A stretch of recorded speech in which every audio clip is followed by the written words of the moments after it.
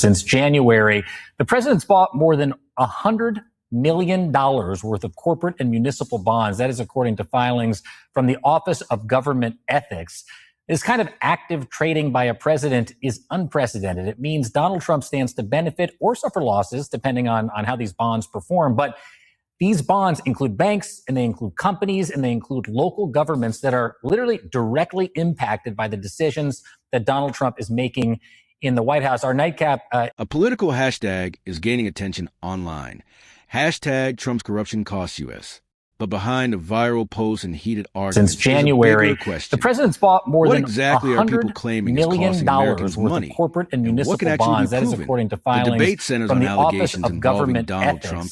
This kind of active trading by a president is unprecedented. It means Donald Trump stands to benefit or suffer losses, depending on. This corruption is taking money out of your pocket, putting it into Donald Trump's pocket. Donald Trump and his family created a digital scheme where they took money from his supporters and put it in the Trump family's bank account, tens of millions of dollars. The Trump sons have a tungsten mining interest in Kazakhstan that's now being underwritten by taxpayer dollars, $1.6 billion. Your money, if you're an American out there struggling to make ends meet, your money is going to support the Trump family's business interests. Critics have long accused Trump of blurring the line between public office and private business interests. Some controversies involve government spending at properties connected to Trump, payments from foreign or domestic interests, and questions over whether presidential decisions can create financial benefits for people within his political and business orbit. Trump and his supporters have repeatedly rejected accusations of corruption, arguing that political opponents use the term to attack him and that many of the claims lack proper context.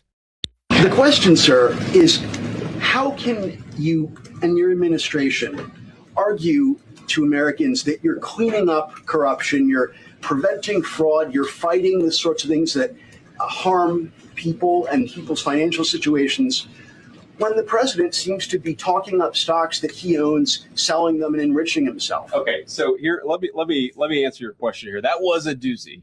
Before I answer your question, I want to just observe there are different ways to ask a question. Okay, you could just ask a question, try to get your answer. Or you could do like a speech where you say, Mr. Vice President, you're a terrible human being, and so is the president, and so is the entire cabinet. And then I'm like, what's your question? And then your question is, how dare you? Come on, man.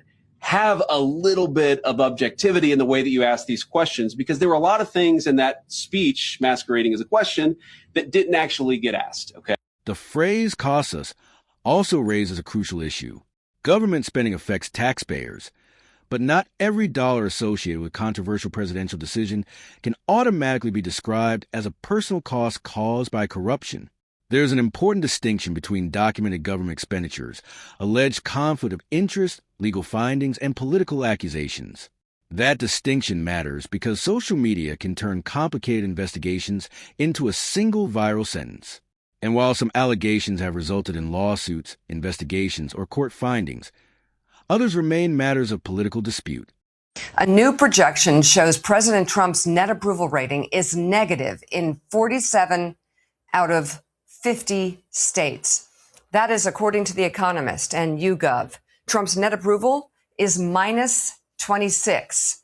Going state by state, the data shows widespread dissatisfaction with Trump, even in places that voted for him in 2024.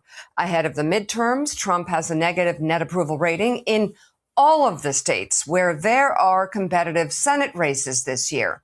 In Georgia, Trump's net approval is negative 31. In North Carolina, it's negative 25. In Maine, Trump's net approval is negative 31.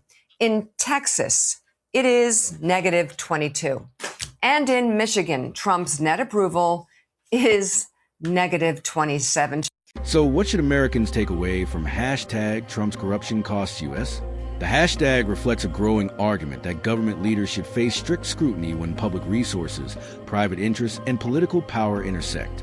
But determining the actual cost requires more than a trending hashtag. It requires examining the money, the contracts, the court records, the investigations, and the evidence.